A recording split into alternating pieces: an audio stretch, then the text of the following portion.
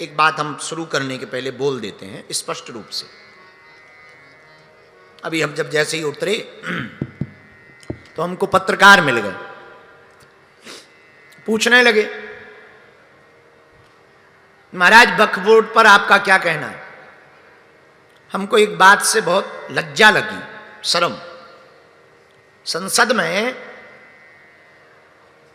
बैठे हुए कुछ लोगों को छोड़कर सबके सब सनातनी हैं, पर वक्फ बोर्ड में हमने तनातनी देखी। सनातनियों की जगह तनातनी देखी। पर धन्य है उनको जिन्होंने वक्फ बोर्ड के संशोधन में अपना मत दिया, अपना समर्थन दिया, डिगे नहीं, झुके नहीं, ताकि सनातन बचा रहे।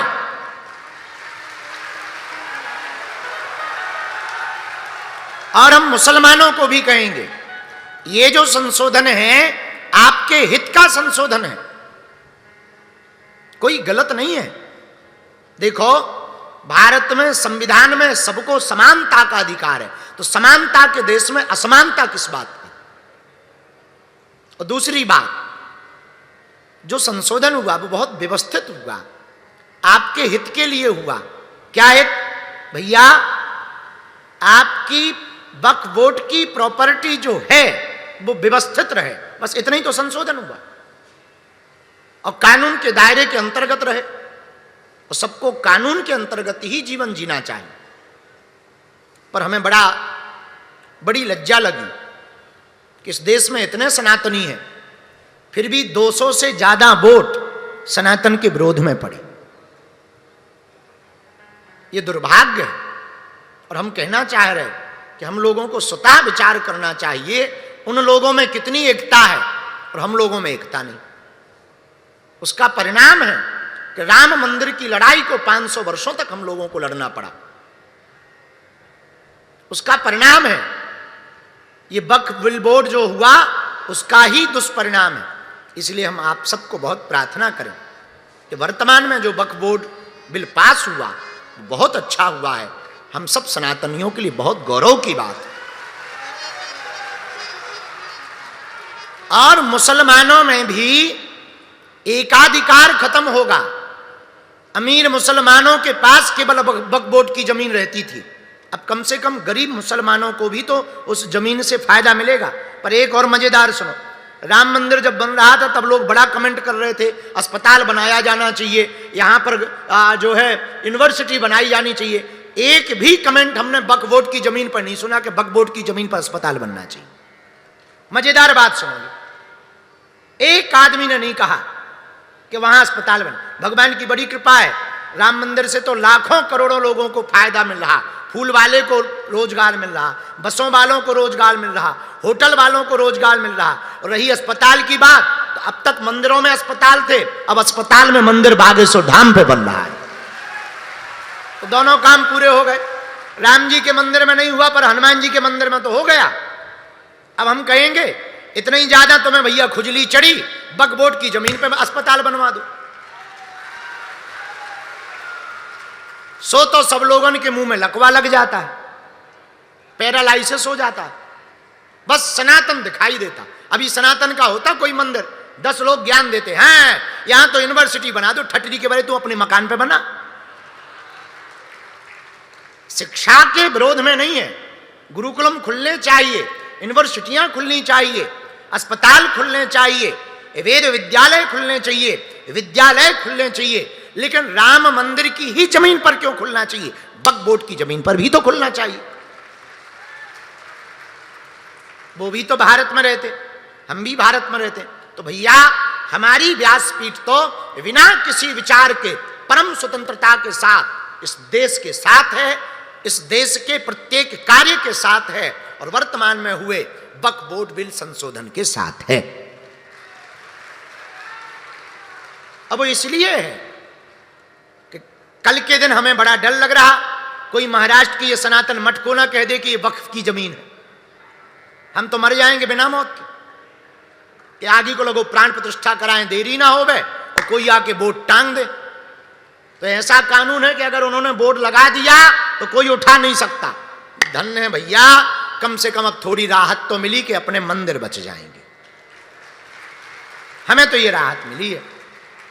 तो एक बात हम आपको पर प्रार्थना करें, संपूर्ण भारत के हिंदुओं को, हिंदुओं, तन की एकता से ज्यादा मन की एकता की आवश्यकता है। मन की एकता बहुत जरूरी है। ये रामचरितमानस भी शिक्षा देती है और भागवत जी भी यही शिक्षा देते हैं। धन्य है ठाकुर जी, बुरा ना मानना।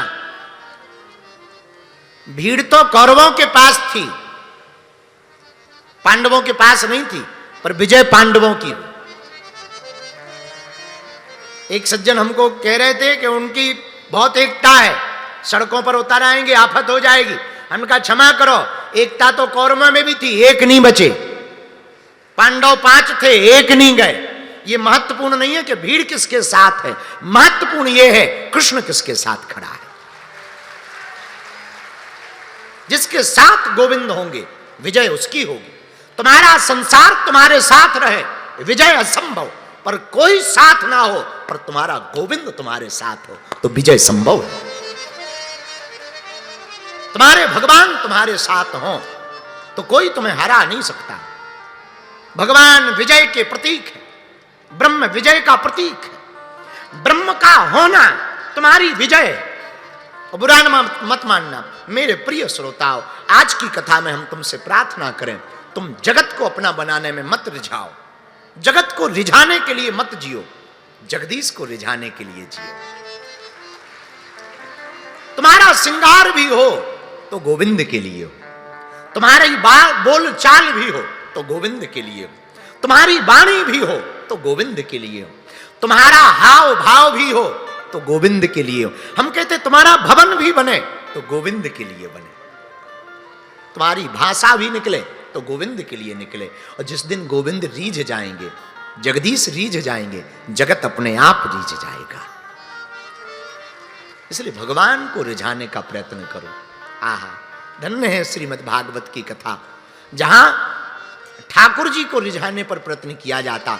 ऐसी श्रीमद् भागवत कथा, भागवत कथा के बारे में हम आपको बहुत स्पष्ट रूप से कहें, साक्षात गोविंद जी का स्वरूप श्रीमद् भागवत कथा है। जन्मांतरे भवेत पुण्यम तदा भागवतम लभेत।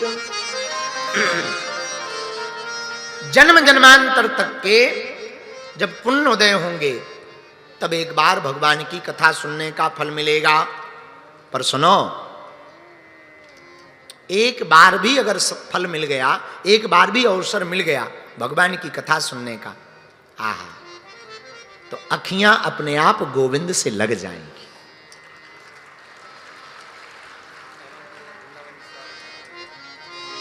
मन को शांति साधनों से नहीं मिलती।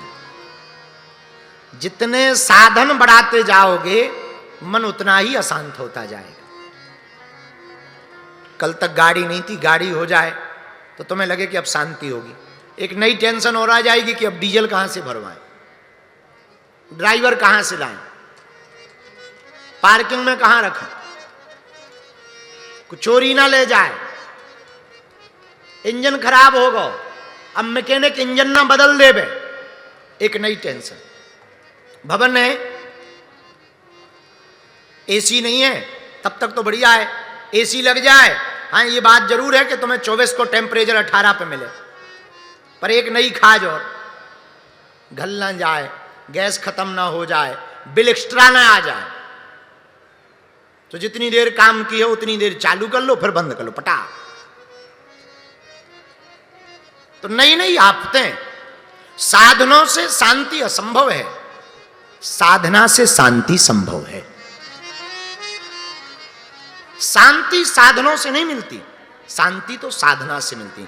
आज हम जब बैठे थे तो किसी ने हमें प्रश्न किया, बड़ा अच्छा प्रश्न किया। हम तो प्रश्न पढ़ के बहुत प्रसन्न हुए।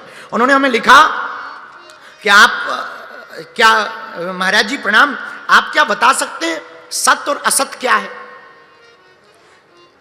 कोई प्रवीण नाम के सज्जन है, हम प्रवीण आपको कहें कि सत्य और असत्य, हमें तो नहीं लगता कि आप नहीं जानते होगे या जानते हो, पर हमारी दृष्टि से तुम पूछो कि सत्य क्या है, असत्य क्या है, तो बहुत साधारण सी बात है, असत्य है तन और सत्य है भगवान।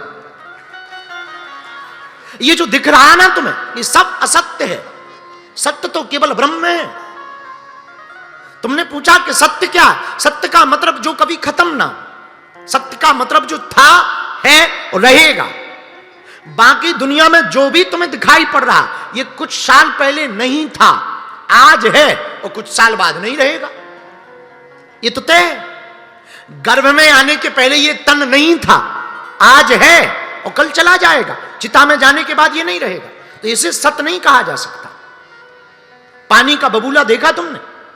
पानी का बबूला पड़ता है, बनता है और वो मिट जाता है।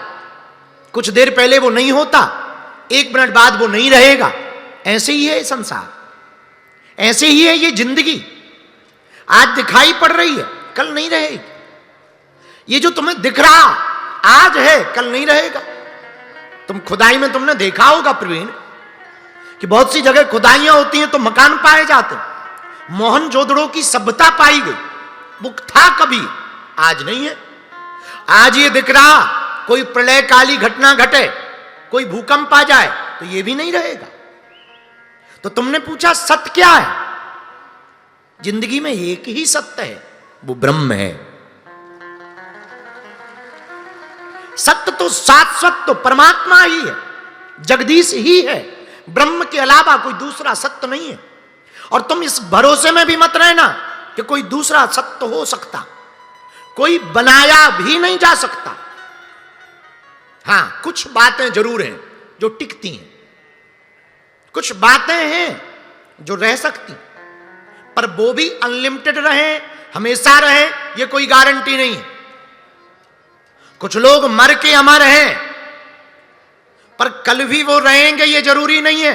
कल उन्हें इतिहास याद रखेगा ये जरूरी नहीं। औरंगजेब को अब तक याद किया जाता था, अब नामो निशान मिटाया जा रहा होगा वो, अब नहीं रहेगा और उसकी कब्र भी मिटाने की स्थितियां बन रही। तो इतिहास भी बदलता रहता है, नया नया इतिहास लिखता रहता है। तो आपने पूछा कि सत्य क्या है, असत्य क्या है? प्रवीण, एक बात तो तुम कान खोलकर सुन लो, इस संसार में ब्रह्म के अलावा दूसरा कोई सत्य नहीं है और दूसरा कोई सत्य हो भी नहीं सकता। और फिर पूछा असत्य क्या है?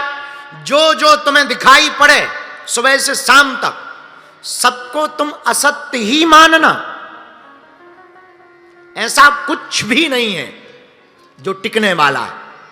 बात यह है कि किसी की बैटरी ज्यादा चलती है, किसी की कम चलती, पर एक ना एक दिन बैटरी सबकी डिफ्यूज होती है, सबकी खत्म होती है। तो प्रवीण जी ये भी सुन लो, सुबह से शाम तक तुम्हें जो दिखेगा उसकी बैटरी खत्म होगी।